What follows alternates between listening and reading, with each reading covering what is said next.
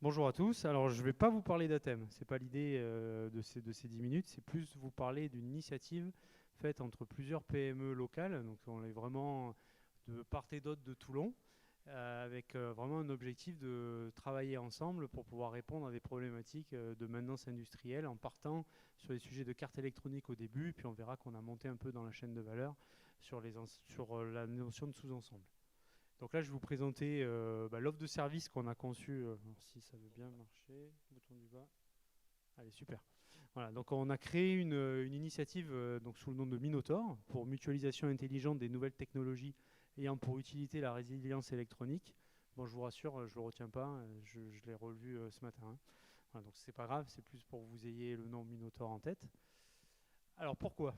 Bon, déjà, on parle beaucoup de voilà, d'ETI virtuel ou comment réussir à faire plus voilà, avec moins.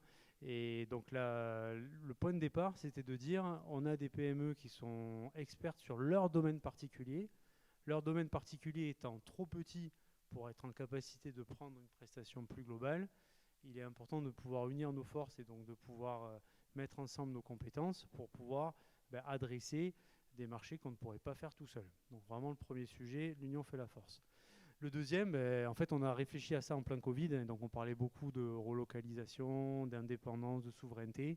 Et là, on s'est dit, voilà, quand on analyse un petit peu les flux logistiques sur les sujets de réparation, très souvent, les pièces ou les sous-ensembles partent partout sur la planète, voilà, font des millions de kilomètres, bon, millions, des milliers de kilomètres pour revenir ensuite sur la plateforme. Et donc, on s'est dit, ça, s'il y a des sujets locaux, ce serait bien de pouvoir les adresser localement. Donc là, on parle voilà, de réduire l'empreinte environnementale. Et puis ce côté aussi économie circulaire sur le volet, très souvent, elle est toujours plus simple de remplacer. Des fois, en fait, on est en capacité de pouvoir réparer et de pouvoir éviter justement les réparations tout en optimisant les coûts. Donc ce côté économie circulaire. Bon, avec ces trois raisons, on s'est dit il y a quelque chose à faire pour essayer de proposer une offre de service ensemble. Et donc c'est le GME Minotaur. Et donc vous avez des entreprises, on va dire, qui ont commencé à travailler sur ce sujet-là. Ça reste un GME, hein, donc au moins momentané d'entreprise, donc il n'y a pas d'existence juridique. Donc là, la liste qui est là peut amener à être évoluée en fonction des sujets. Mais le principe, c'était quand même de nous réunir et d'avoir une charte voilà, de bonnes pratiques et puis de solidarité entre nous pour que si on arrive à gagner une affaire, chaque membre voilà, est là pour pouvoir répondre en temps et en heure aux clients. Donc ce sont toutes des PME. Et il y a aussi une école d'ingénieurs, l'ISEN, pour ce volet prototypage, R&D, parce que s'il y a besoin après de définir de nouveaux systèmes à partir de systèmes qu'on ne peut pas réparer ou de faire évoluer des systèmes, voilà, ça c'est un bon partenaire de R&D. Et puis il y a aussi des sujets de formation de nos personnels pour améliorer ce qu'on est capable de faire pour nos clients. Alors là, c'est le domaine d'intervention. Donc au tout départ, on est vraiment sur le sujet. Non, il n'y a pas le laser, c'est pas grave. Sur le sujet carte électronique tout en bas, parce que c'est vraiment de ces compétences de base où on est parti. Et puis, en force d'agréger les différents acteurs, on s'est rendu compte qu'on pouvait aussi parler de sous-systèmes, qu'on pouvait aussi intégrer des sous-systèmes dans des plateformes, faire du calcul vibratoire, de la résistance des matériaux, pour être en capacité en fait de qualifier l'intégration de systèmes réparés sur les plateformes. Donc, on est progressivement allé sur la notion de sous-ensemble. Donc, carte électronique et sous-ensemble. Et donc le domaine, c'est l'expertise, la réparation et nouvelle conception et réalisation si besoin. On va retrouver après à chaque fois voilà, cette offre sur le côté d'expertise jusqu'à la nouvelle conception et réalisation.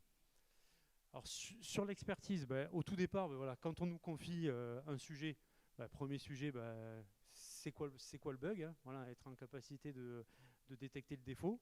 Donc là, on fait du test de bon fonctionnement, la détection de panne, l'analyse fonctionnelle logicielle pour pouvoir en fait aboutir à en fait un rapport d'expertise sur la capacité à pouvoir réparer ou non la carte ou le sous-ensemble. On va pouvoir aussi le simuler, analyser en fait les interactions dans le sous-ensemble par rapport au système.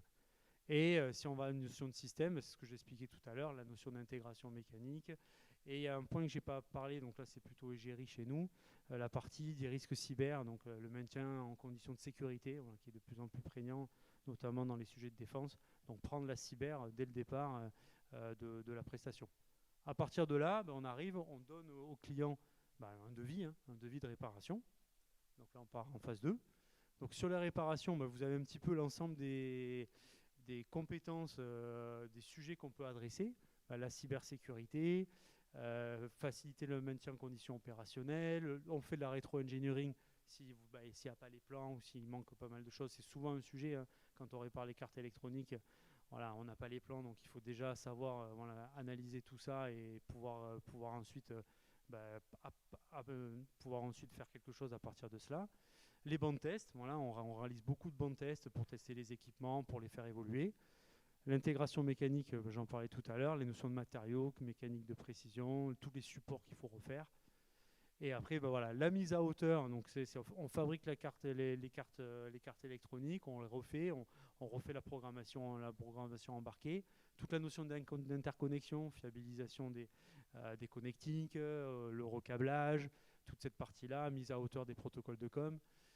L'ingénierie de maintenance, bien sûr, on en a parlé tout à l'heure avec Enovia, qui est membre aussi du GME, donc avec Jean-Yves, donc tout ce volet finalement, traçabilité, documentation, réussir à retrouver l'information, et le traitement des obsolescences. Voilà, on aurait pu rajouter la détection déjà des obsolescences, mais après il faut aussi les traiter.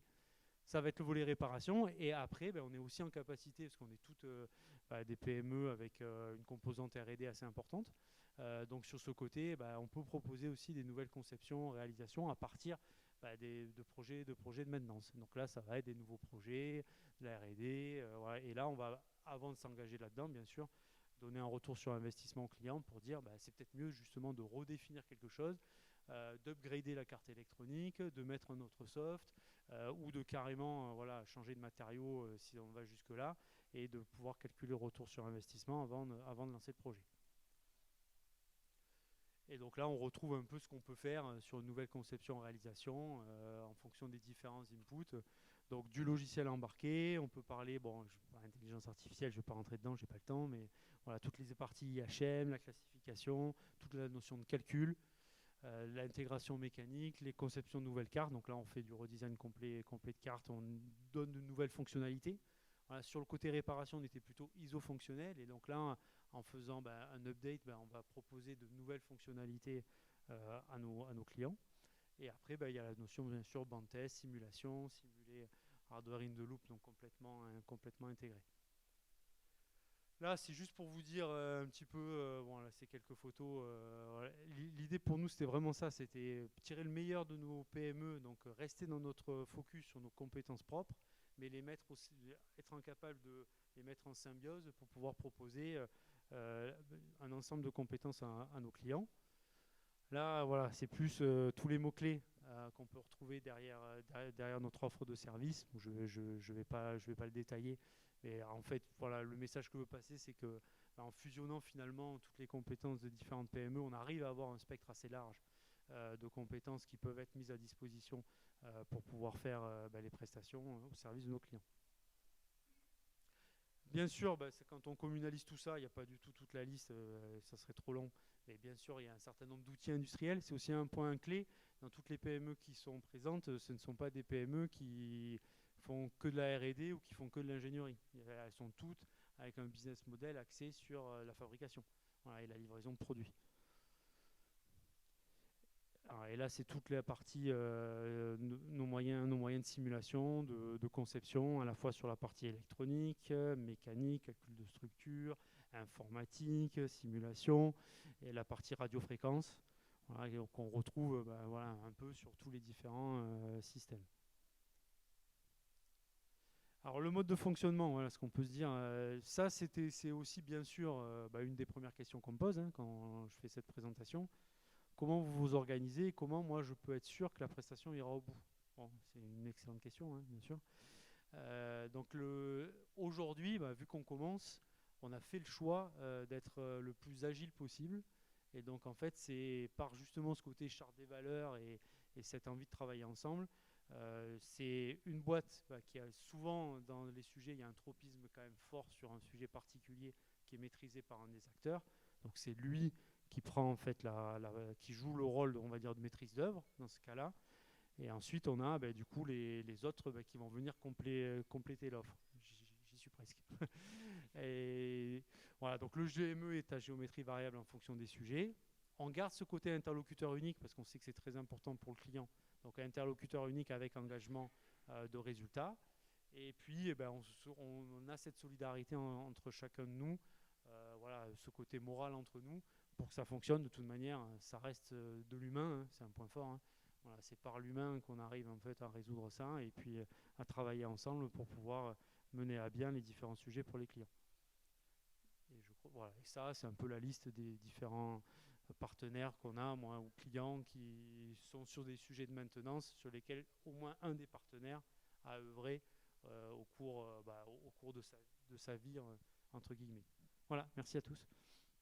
Merci beaucoup Grégory Golf pour le GME Minotaur.